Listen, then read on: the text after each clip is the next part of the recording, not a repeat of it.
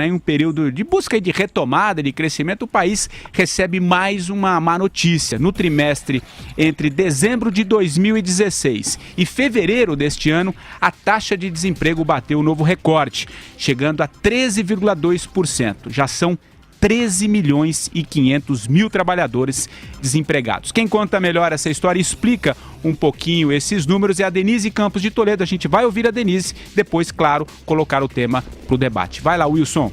Boa tarde, pessoal. A notícia não é positiva neste fechamento de semana. Nós tivemos a divulgação da PNAD contínua pelo IBGE, que é a taxa trimestral de desemprego, que subiu bem além do esperado. A taxa chegou a 13,2% no trimestre encerrado em fevereiro. Isso significa que há 13 milhões e meio de brasileiros desempregados. Houve um avanço de 1 milhão e 400 mil desempregados em relação ao trimestre anterior, encerrado no mês de novembro, e esse avanço muito superior ao que era previsto fez com que já houvesse uma revisão. Já tem muito analista, especialista nessa área, prevendo que a taxa de desemprego possa chegar ainda este ano a 15%.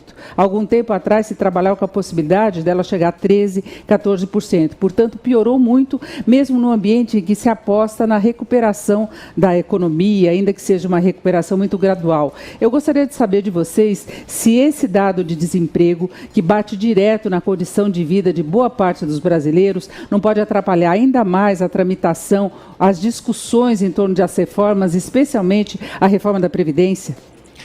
Eu mantenho a tradição, Vera. Começo com você, respondendo à indagação da Denise.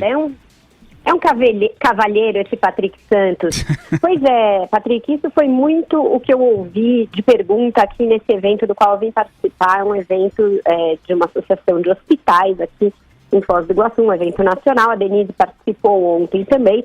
Eu respondi exatamente a essa pergunta. Sim, pode atrapalhar em muito a tramitação das reformas.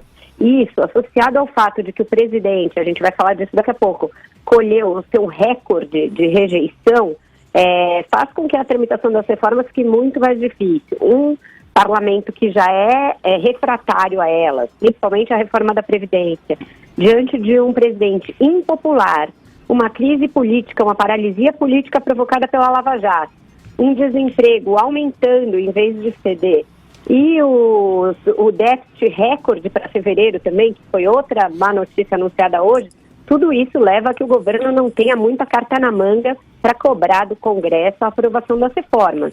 Complica em muito a situação do presidente Michel Temer.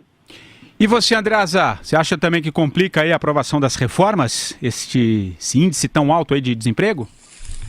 Não sei. Os números são autoexplicativos, né, Patrick? A economia é claramente em retração.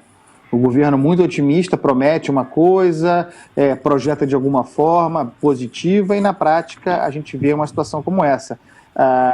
Não é que a economia esteja estagnada, isso é um sinal de retração da economia. Por outro lado, a gente fala aqui sobre soluções reais, consistentes para enfrentar a crise. Uma delas é a reforma trabalhista. A reforma trabalhista precisa avançar. Se você quer retomar emprego, se você quer que o empresário contrate, que volte a abrir vagas no mercado, as leis trabalhistas precisam facilitar um pouco. Não vejo outro caminho para, claro, a aceleração da economia, ajuda e tal, mas isso são coisas cíclicas, né? Do ponto de vista consistente, para permanência, para que o emprego volte a existir perenemente, precisa facilitar a vida do empresário. E é por isso também que a lei da terceirização, que deve sim ser incluída formalmente no conjunto da reforma trabalhista, é muito importante. As pessoas precisam trabalhar, precisam de trabalho. Para facilitar o trabalho, o que se pode fazer? Diminuir a carga sobre o trabalhador, fazer com que o custo da contratação, o custo do empregado, seja único, para que não pague duas vezes pelo custo desse empregado. Esse é o grande desafio. Eu acho, nesse momento, a reforma trabalhista mais importante que nós temos no horizonte. Até porque a previdenciária não resolve nada. Daqui a 5 anos vamos estar falando de novo sobre ela. Concorda, Madu, que a reforma trabalhista é mais importante nesse momento, como disse o Andreasa? Como é que você vê essa questão? E, claro, analisando esses números aí do desemprego. Eu concordo com a Andreasa e eu fico pensando o seguinte: por que os trabalhadores não vão fazer protesto lá na porta da CUT, da CGT, das centrais sindicais, que são grandes corresponsáveis por esse grande desemprego que tem no Brasil, pois apoiaram esses anos todos esses governos lulopetistas que, junto com irresponsabilidade, má gestão e desonestidade, colocaram o Brasil na situação em que está. Esse desemprego, pessoal, esses são números oficiais. Ele é, infelizmente, bem maior, né? E se você pegar cada indivíduo desses, se a gente for imaginar, cada um deles é um pai ou uma mãe de família, cada trabalhador, você multiplica por 4, por 5, vê o número de brasileiros afetados com esses números, com esse índice elevadíssimo de desemprego. Eu fico pensando aqui, não nos grandes números, eu fico pensando naquele cidadão, naquela cidadã que sai de casa de manhã, né, tentando arrumar alguma coisa para trabalhar, algum dinheiro para ganhar, para poder botar pão, comida na mesa dos seus filhos, da sua casa.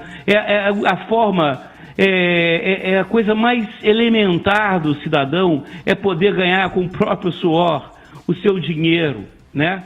Sustentar a sua família, viver com o mínimo de dignidade. E esses caras, esses patifes, tiraram isso de nós. Eu fico pensando até aqueles trabalhadores que sequer têm dinheiro para o transporte, para o ônibus, para poder procurar um emprego. Esse é o máximo do desespero. Segundo algumas pesquisas, um brasileiro desempregado, ele tem dinheiro para sobreviver mais cerca de 28 dias. Então, são dramas pessoais, de milhões de dramas pessoais, de milhões de brasileiros, e os culpados disso, pessoal, têm nome e sobrenome. Foram 13 anos e meio de lulopetismo, o Luiz Inácio Lula da Silva, o homem mais honesto do Brasil, Dilma Rousseff e todos os seus asseclas. Felizmente a maioria toda está na cadeia, mas mais vão entrar na cadeia, mas isso não resolve o nosso problema, não resolve o nosso drama. Como já eu falei ontem, e já concluindo aqui, Patrick, para você ficar mais sossegado,